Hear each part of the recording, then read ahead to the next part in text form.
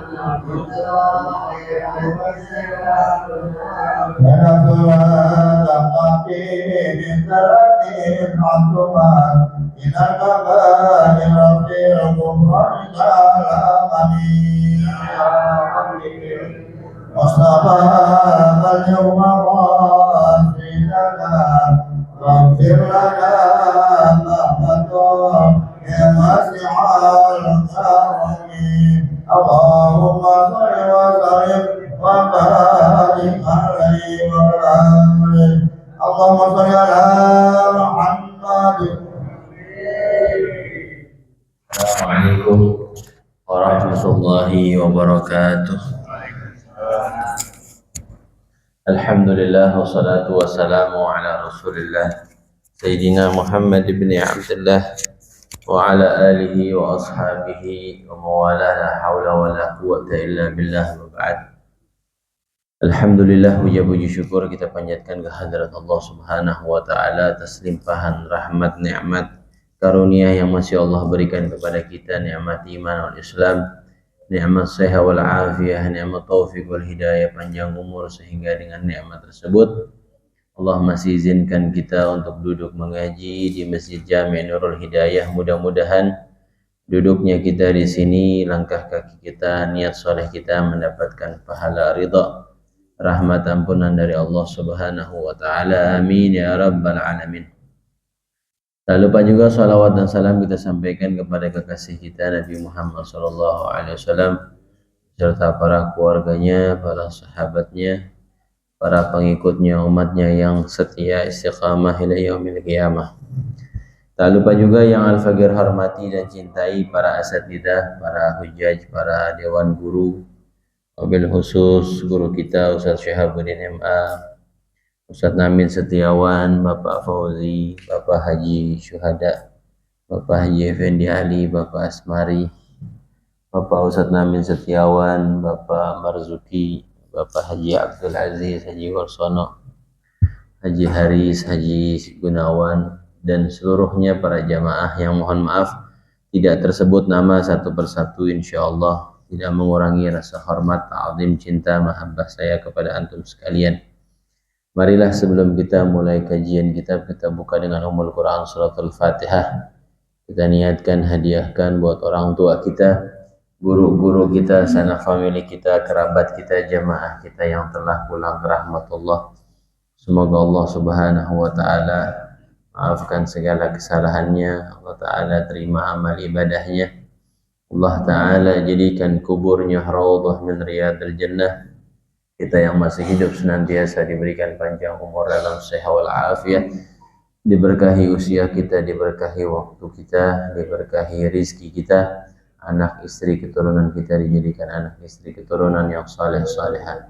Al-Fatihah ila hadhihi niyyah wa ala kulli niyatin salihah wa ila hadratin Nabi Muhammad sallallahu alaihi wasallam wa ala niyatil futuh wal munuh wa rusuh wa taubatin nasuh wa salahil qalbi wal jasadi wa ala niyati an Allah ta'ala يشفي أمراضنا عاجلا غير آجل ويحفظنا من آفات الدارين الشياطين والجنات والناس أجمعين ثم الأرواح الأنبياء والمرسلين والأولياء والشهداء والصالحين والأئمة المجتهدين والعلماء العاملين ثم إلى أرواح سيدنا مهاجر إلى الله أحمد بن عيسى وصل العظام الفقيه المقدم محمد بن علي بعلوي جميع سادتنا لأبي علوي مشارق الأرض إلى مغاربها وثم إلى أرواح خصوصا شيخنا مربي أرواحنا الإمام عبد الله بن عمر شاتري والهبي حسن والهبي مهدي والهبي سالم عبد الله بن عمر شاتري سيد الوالد عبد الرحمن بن أحمد السجا والهبي شيخ عطف عبد الرحمن بن شيخ عطس والهبي علي بن أحمد بن شهاب وسمكي هجي أنصار الله bin Mustafa Kamil Ustaz Haji Marta bin Haji Sawi bin Wasan Bapak Saiyan bin Sari'ih wa usulihim wa furu'ihim wa summa ila ruwa ahli jamaah Masjid Jami' Nurul Hidayah walidina wa ummahatina wa ajdadina wa jaddatina wa amamina wa ammatina wa akhwalina wa khallatina wa jami'il muslimin wal muslimat والمؤمنين والمؤمنات الله تعالى يغفر لهم ويرحمهم وإلى حضرة النبي الفاتحة أعوذ بالله من الشيطان الرجيم بسم الله الرحمن الرحيم الحمد لله رب العالمين الرحمن الرحيم مالك يوم الدين إياك نعبد وإياك نستعين اهدنا الصراط المستقيم الذين أنعمت عليهم غير المغضوب عليهم ولا الضالين آمين اللهم صل وسلم سيدنا محمد الفاتح لما أغلق الخاتم لما سبق الناصر الحق والهادي إلى صراطك المستقيم وعلى آله وصحبه حق قدره مقداره العظيم اللهم أخرجنا من ظلمات الوهم وأكرمنا بنور الفهم وافتح علينا بمعرفة العلم لاقنا بالحلم وسهل لنا أبواب فضلك وانصر علينا خزائن رحمتك يا أرحم الراحمين بسم الله الرحمن الرحيم قال شيخ المصنف حفظه الله تعالى وأدام النفع به وببركة علومه وبكم في الدارين آمين قال سبحانك لا علم لنا إلا ما علمتنا إنك أنت العليم الحكيم Rabbi syrah li sadri wa yassir li amri wa halul 'uqdatam min lisani yafqahu qawli. Ma'asyiral hadirin rahimakumullah, meneruskan kajian kitab kita masih tentang berkaitan dengan wudu. Pertama-tama Al-Fagir minta maaf ya karena dimajukan ya pengajiannya menjadi malam Sabtu. Ya karena memang di pesantren ada agenda ya jam 8 pagi sampai sore ya, khawatir nggak keburu. Kalau mau libur mulu kagak enak kananya ya kagak enak. Bismillahirrahmanirrahim. Mana tadi? Masih tentang menjelaskan furudul wudu, hal-hal yang diwajibkan di dalam berwudu ya. Pertama adalah yang syarat daripada rukun atau furudul wudu adalah yang pertama niat ya. Fayanwi raf'al hadath awil wudu awil taharah lis-shalah, maka berniat dengan mengangkat hadas atau niat berwudu atau mengangkat bersuci untuk melaksanakan sholat ya. Jadi hal yang diwajibkan pertama ketika berwudu harus ada yang namanya niat. Maka hakikat niat ya adalah qasdu syai'i muqtarinan bi fi'lih. Ya, tujuan atau bertujuan akan sesuatu yang disertai dibarengi dengan perbuatan. Ya, jadi niat itu mesti berbarengan dengan perbuatan. Tidak bisa dan tidak sah niat sebelumnya ya, itu hanya sunnah ya. Sebelum wudhu kita niat, terus pas udah basuh muka nggak niat lagi sebelumnya, tidak sah dalam madhab Syafi'i ya. Sholat juga begitu ya, niatnya sebelum takbir enggak sah dalam mazhab Syafi'i. Ya, walaupun di dalam mazhab lain ada yang mengatakan memang sah ya sebelum takbir, tapi dalam mazhab Imam Syafi'i ya niatnya harus dibarengi dengan perbuatan. Ya, jadi ketika berwudu niatnya langsung dibarengi dengan yang namanya perbuatan, yaitu ketika membasuh muka. Wa mahalluha, dan tempatnya niat itu al-qalbu, di hati, adanya di hati ya. Jadi niat harus adanya di hati. Adapun talafuznya yang kita ucapkan sebagaimana seperti biasanya ya, aku niat berwudu atau usolli fardhu zuhri, kalau kita mau sholat kan biasa kita ucapin dulu tuh. Nah, itu hukumnya sunnah. Adapun dinilai sah atau tidak kita punya niat harus ada di dalam hati. Ya. Ya, jadi tempat niat itu adanya di hati. Adapun melafazkannya adalah hukumnya sunnah. Untuk apa? Untuk memudahkan ya lisan sampai ke hati di dalam menghadirkannya. Ya, jadi biar gampangin orang masuk di dalam niat. Ya.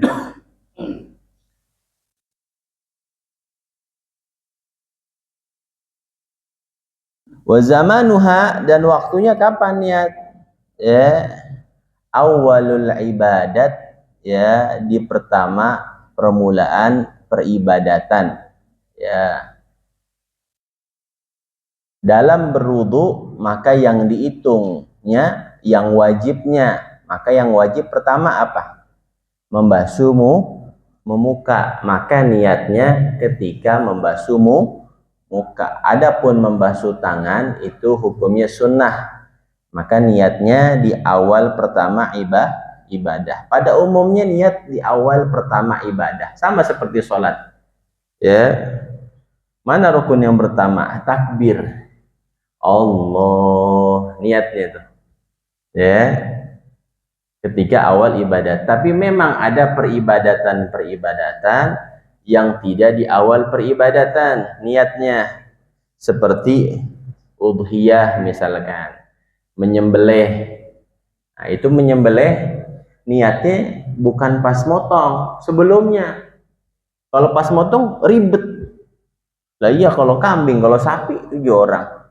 Ya, ribet masukinnya. Niatnya sebelumnya tuh, biasanya suatu dibaca-bacain tuh. Fulan bin Fulan, Fulan bin Fulan.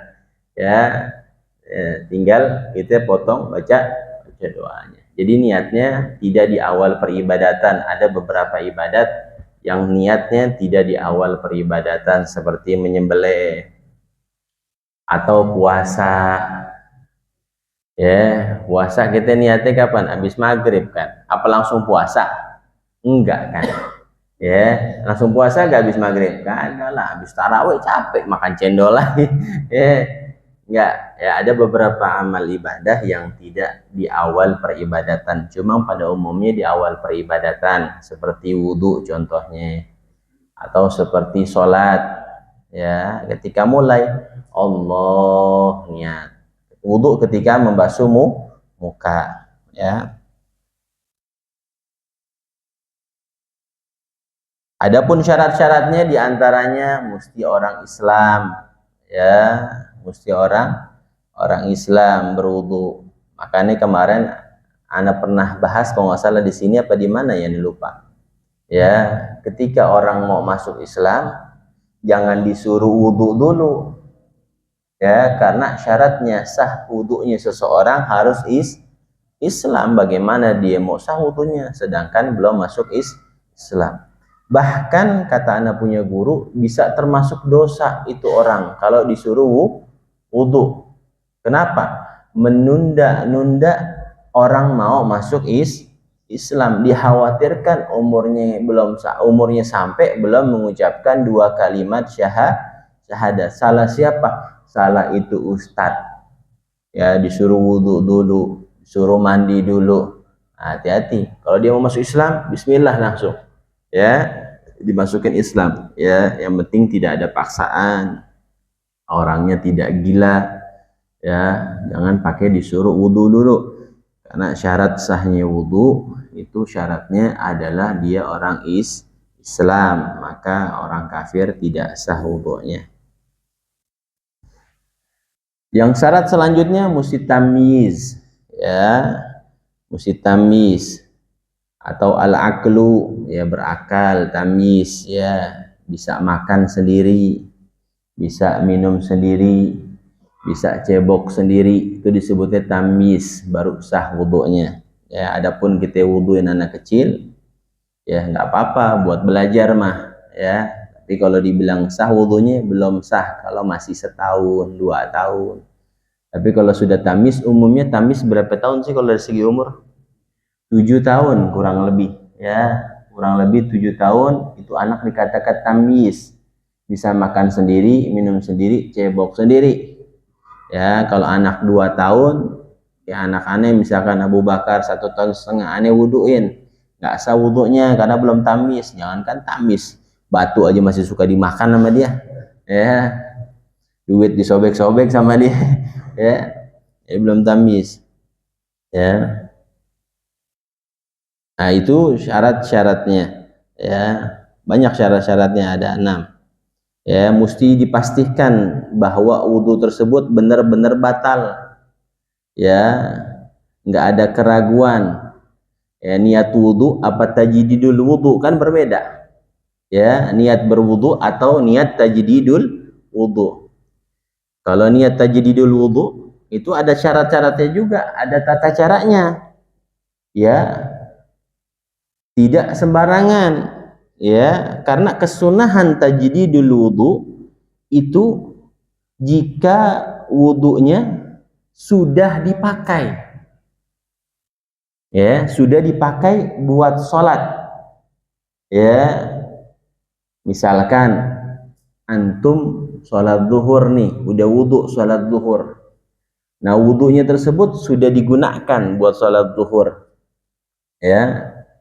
Habis itu mau sholat asar, belum batal wudhunya, boleh gak pakai wudhu yang sholat zuhur? Boleh, tapi sunnah bagi antum untuk tajdidul wudhu, ya, diulangin lagi tajdidul wudhunya, ya, wudhunya diulangin lagi, itu sunnah, mendapatkan pahala. Man tawaddo'a, kata Nabi, ala tuhrin katabalahu asyru hasanatin, ya, barang siapa yang mentajdidul wudhu maka ia mendapatkan 10 kebaikan. Tapi syaratnya orang disunahkan tajdidul wudhu jika wudhu sebelumnya sudah dipakai untuk sholat, ya, atau sholat jenazah, nah, mesti dipakai buat sholat. Kalau buat sujud tilawah atau sujud syukur, nah, itu tidak disunahkan untuk tajdidul wudhu. Sebagaimana di dalam kitab Zubat dikatakan, kada tajdidul wudhu in shalla faridatan au sunnatan au nafla, ya. Jadi disunahkan tajdidul wudhu jikalau kita habis sholat wajib atau sholat sunnah, ya, baru kita disunahkan untuk mentajdidul wudhu. Kalau kita belum melakukan sholat wudhu tersebut, ya, kita belum gunakan untuk sholat, maka tajdidul wudhunya, kata ulama, adalah haram karena melakukan ibadah yang dibuat-buat, yang tidak ada tuntunannya dari Nabi kita Muhammad SAW, ya. Jadi nggak sembarangan tajdidul wudhu juga. Tapi kalau kita tajdidul dulu, mungkin kayak maghrib ke isya nih, yang paling gampang maghrib ke isya. Kalau zuhur sama asar mah udah nyentuh bini, ada yang kentut, ada yang itu, ya. Kayak maghrib nih, maghrib tadi kita sholat kan, isya kita sholat, mau pakai wudhu maghrib, boleh gak? Boleh. Tapi sunnah bagi kita untuk tajdidul wudhu, dapat 10 kali lipat ganjaran pahala. Kenapa? Wudhunya tadi sudah kita pakai buat sholat maghrib, meskipun bisa terus dipakai buat sholat isya sampai sholat subuh juga, kalau nggak batal bisa ya, tapi disunahkan untuk tajdidul wudu. Itu yang pertama, niat. Jadi waktunya inda ghusli awwali juz'in minal wajhi, ya, ketika membasuh pertama, bagian yang pertama dari wajah. Ya, kenapa harus wajah? Li'annal ibrata bil furud, karena yang diambil, yang dijadikan sandaran ibrah adalah ketika membasuh yang wajib, dihitungnya ketika yang wajib. Maka yang wajib pertama kali dalam berwudu adalah membasuh muka. Cuci tangan wajib gak? Sunnah. Kumur-kumur sunnah. Masukin air ke hidung sunnah. Kapan wajibnya? Ketika basuh muka. Maka niatnya ketika membasuh muka. Ya. Asani yang kedua, ghuslul wajhi, ya, membasuh wajah, ya. Jadi niatnya ketika ambil air disunahkan pakai kedua tangan. Ya, ketika membasuh muka disunahkan ngambil airnya pakai kedua tangan, jangan satu tangan. Begitu misalkan, ya, pakai kedua tangan begitu tuh. Disunahkan membasuhnya dari atas, ya, dari atas tuh, jatuhin airnya. Nanti dibahas masalah sunnah-sunnah wudu. Ya, rukun yang kedua, ghuslul wajhi, ya, membasuh muka. Ya.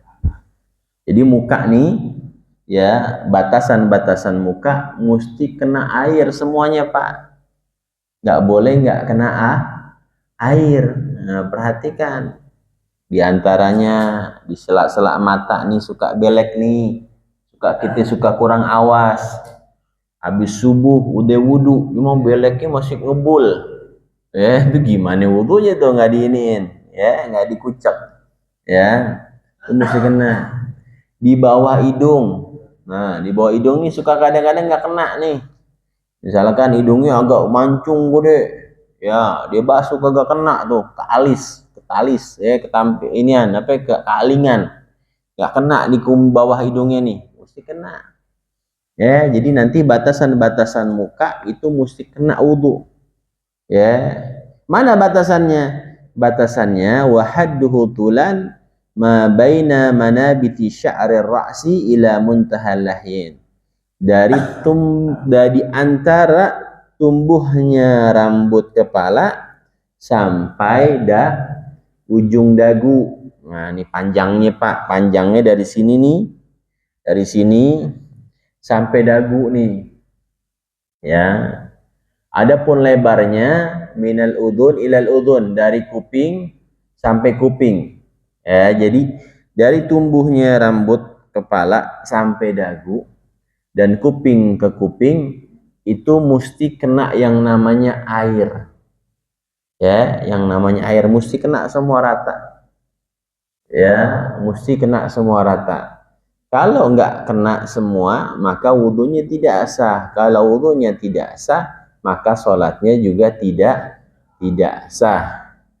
Nanti minta praktek mungkin, ya, yang mau praktek minta waktu tuh banyak, ada Ustadz Sahab, ada Ana, nah, ada guru-guru yang lain, ya, biar dilihat. Kadang-kadang kan kita, Pak, kalau sholat, kalau ibadah kayaknya merasa bener aja, bener kagak? Udah bener gue mah, ada yang kayak gue. Nah, sama seperti kita ini kadang-kadang kalau ngomong merasa benar. Orang yang tahu kesalahan kita orang lain, wah, kita kurang begini nih, kita gegabah misalkan, yang tahu orang yang ngamatin di sekitar kita. Begitu juga kita ibadah, kayaknya udah bener aja, baca Fatihah udah bener aja, padahal kalau menurut Sahab kurang tepat, ya, bacaannya kurang pas Fatihahnya. Nah, itu kita, ya, butuh masukan atau nasihat dari orang-orang sekitar kita yang mengerti akan hal tersebut, sehingga ibadah kita semakin sempurna, semakin baik, semakin sempurna, semakin baik, dan diterima oleh Allah Subhanahu wa Ta'ala. Ya.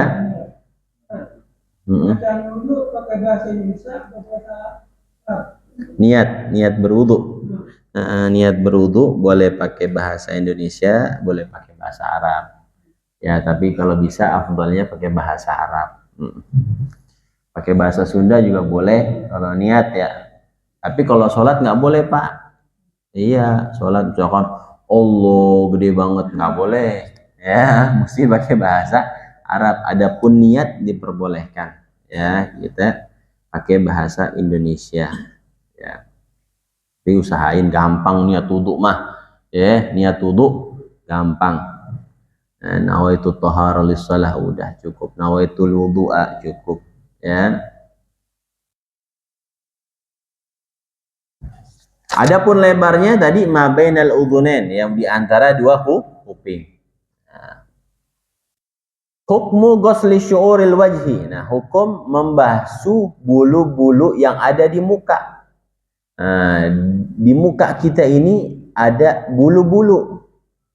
Ya, maka hukumnya bulu-bulu yang ada di muka kita yajibu ghusluha kulluha zahiruha wa batinuha. Wajib membasuh seluruh bulu yang ada di muka kita, baik zahir maupun batin, mesti kena. Ya, kalau kumisnya tebal bangasan, mesti kena tuh. Ya, sampai kulitnya. Alisnya tebal, mesti kena, digosok. Ya, jangan asal lewat aja, ya digosok. Nah, gitu. Ya, bulu-bulu yang ada di muka semuanya wajib kena yang namanya air, baik bagian zahir maupun bagian dalamnya, bagian batinnya. Wa yustasna, dan di pengecualian min dzalikal lihya wal aridani idza kana katifaini. Yang ada pengecualian bulu yang ada di muka itu cuma jenggot, ya, dan arid, ya. Bulu apa sih bahasa kitanya, cambang, ya, cambang. Nah, itu ada pengecualian. Ya, kalau dia tebel, maka yang wajib dibasuh hanya zahirnya saja, batinnya enggak.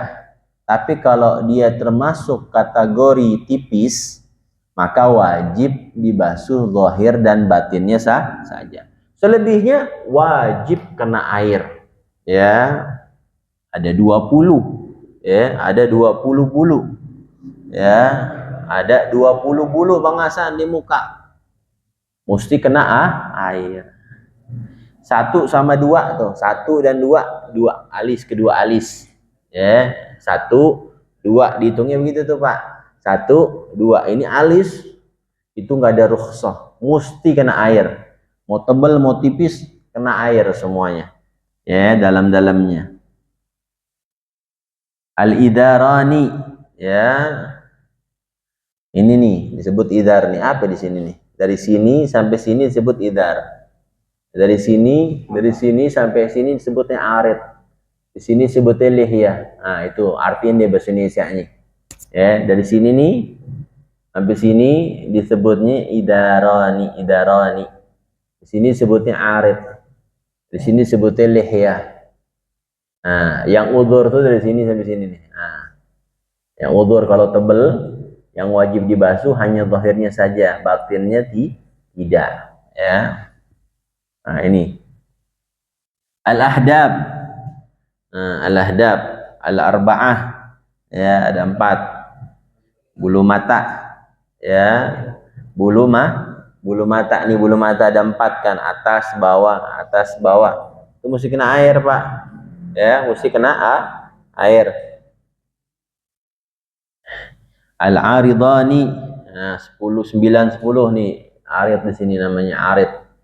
Ya, kena. Ya, tapi kalau dia tebel, kalau kita mah disebutnya sama cambang aja dah. Ya, atau bewok, udah dipukul rata begitu. Ya, nggak ada perincian di dalam nama-namanya, nggak ada kita. Kalau bahasa Arab memang saking luasnya. Ya, sampai hal-hal seperti itu ada namanya. Nggak tahu, mungkin ada namanya kali karena keterbatasan bahasa Indonesia Al-Fagir, mungkin yang nggak tahu, ya mungkin ada namanya tapi Al-Fagir nggak tahu. Terus Al-Khaddani, ya, bulu-bulu yang ada di pipi. Nah, wajib kena bulu-bulu yang ada di pipi. Bukan bewok ya, bukan jenggot, di pipi suka ada bulu. Nah, itu wajib kena. Asyaribu, kumis. Bulu kumis wajib kena, mau tebel, mau tipis, ya wajib kena zahir batin. Asyibalani, ya sibalan inian, bulu yang tumbuh di pinggiran kumis tuh, yang di sini nih, nyambung jadi tuh. Siapa yang punya? Jajis punya kayaknya. Siapa yang punya? Ya, nggak ada yang punya kayaknya. Ya, nyambung begitu tuh. Anda punya guru Habib Umar, nyambung jenggotnya begitu tuh. Kumisnya sama jenggotnya nyambung. Sibilan. Ya. Nah. Terus al-anfaqah, ya bulu di bawah bibir. Di bawah bibir ada bulu tuh di atas, bukan jenggot Pak, ini namanya anfaqah. Ya, anfaqah beda sama lihya, berarti anfaqah tuh mesti kena. Kadang-kadang orang jenggot tebel, anfaqahnya dipukul rata sama jenggot zahirnya doang, padahal wajib kena anfaqah di bawah bibir. Nah itu kadang-kadang orang yang punya jenggot tebel nggak sadar tuh. Jenggot tebel, oh tebel zahir aja. Anfaqah mesti kena anfaqah, hati-hati. Ya, anfaqah beda sama lihya. Ya, sebagian ulama membedakan, tapi sebagian ulama memang menyamakan antara hukum anfaqah dan lihya. Ya. Tapi ihtiyatnya kita bedakan. Ya, biar benar-benar sah wudu kita secara seluruh pendapat ulama.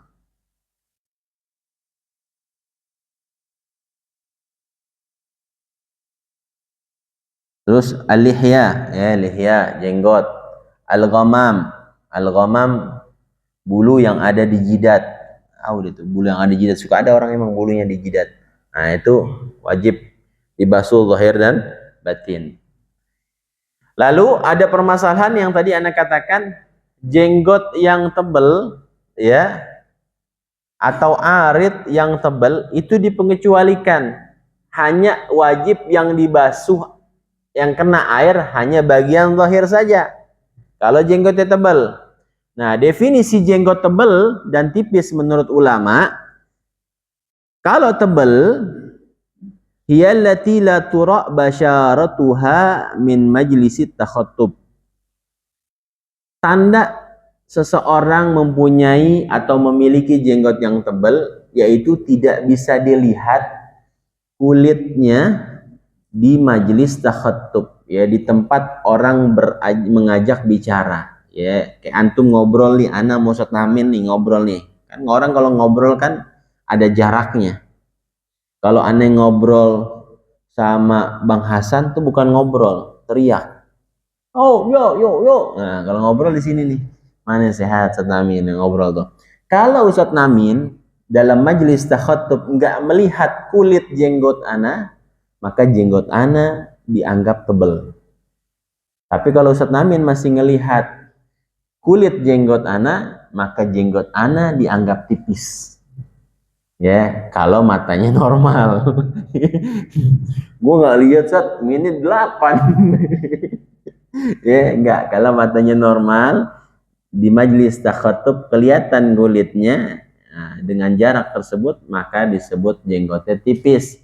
Kalau jenggotnya tipis, mesti dibasuh zahir dan batin. Kulitnya mesti kena. Adapun kalau jenggotnya yuktabar dianggap tebal, maka yang dibasuh hanya bagian zahirnya saja. Ya, hanya bagian zahirnya saja. Terus asalisu yang ketiga, ya, termasuk daripada furudul wudu, ghuslul yadaini ma'al mirfaqain. Ya, membasuh kedua tangan sampai kedua sikut. Ya, jadi membasuh kedua tangan sampai sikut itu mesti kena yang namanya air. Nih belakang-belakang sini nih kadang-kadang orang suka enggak merhatiin nih. Nanti kalau masalah kaki ditumit tuh, orang suka enggak merhatiin ditumit di belakang sini nih, orang suka banyak yang enggak kena air. Habis wudu yang depannya basah, belakangnya kering. Taunya dari mana? Liatin aja kering, nggak kena air. Nah itu sering tuh. Nggak usah jauh-jauh, kita perhatiin aja anak kita misalkan, atau anak-anak TPA kalau wudu. Bahkan kadang-kadang orang tua juga nggak ngeh. Ya, kaki di belakangnya kagak kena, padahal wajib kena air. Nah ini hal-hal dasar yang kita suka anggap remeh, Padahal itu fatal dalam keseharian kita ketemu 5 kali dan hukumnya wajib. Awwalu ma yuhasabu 'alal 'abdi as-shalah. Jadi jangan suka kita meremehkan. Ya, dalam kitab hadis dijelaskan ada 2 kuburan yang diadab sama Allah gara-gara apa? Gara-gara cuma masalah kencingnya kagak beres. Ya, kencingnya kagak beres. Akhirnya dituncepin sama Nabi sebatang kayu, ya, agar mendapatkan istighfar itu kayu dan meringankan adab itu ahli kubur.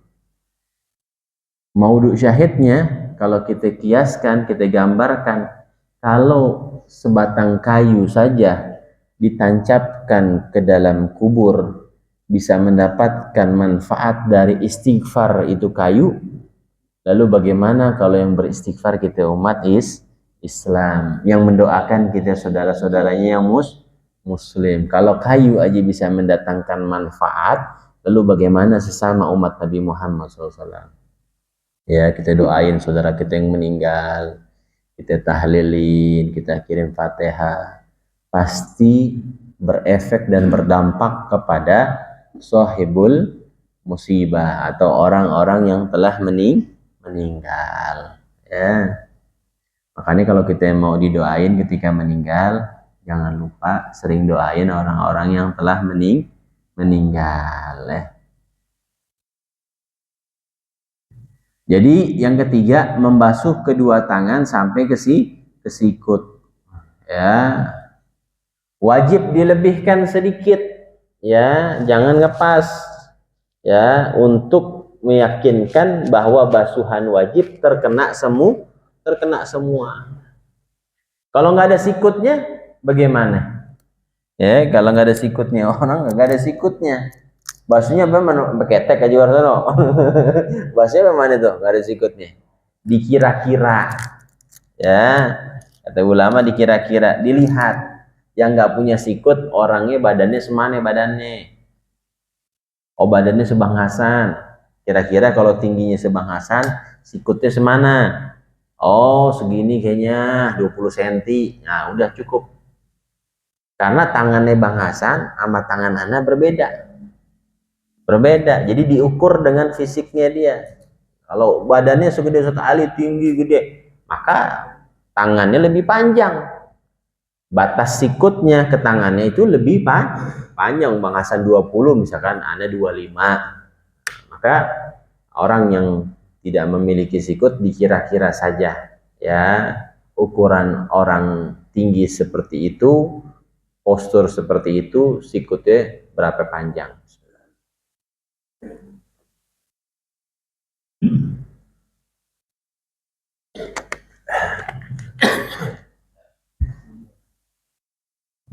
Yang keempat, mashu ba'di min basyaratir ra'si au sya'rihi.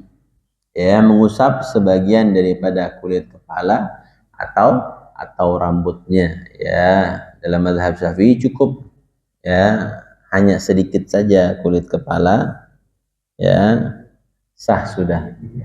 Ya, cuma ambil air sedikit sah. Nah, tapi kalau mazhab Imam Maliki mesti semua rambutnya kena. Makanya bahayanya orang yang kadang-kadang gak bermadhab, dia sering sekali talfik, ya, mencampur adukan madhab, sehingga bisa menjadi nanti ibadahnya dia nggak sah menurut seluruh madhab. Kenapa? Dicampur, digado-gado, dimix, maka bisa jadi ibadah dia tidak sah menurut seluruh madhab. Nah, ini bahayanya talfik, ya, mencampur adukan madhab. Ya udah adzan ya. Jadi yang keempat adalah membasuh atau mengusap sebagian kulit kepala. Ya wallahu alam bissawab. Rabbi zidni ilma warzuqni fahma. Al-Fatihah. A'udzu billahi minasyaitonir rajim. Bismillahirrahmanirrahim. Anfa'na bima 'allamtana rabbi 'allimna alladhi yanfa'una.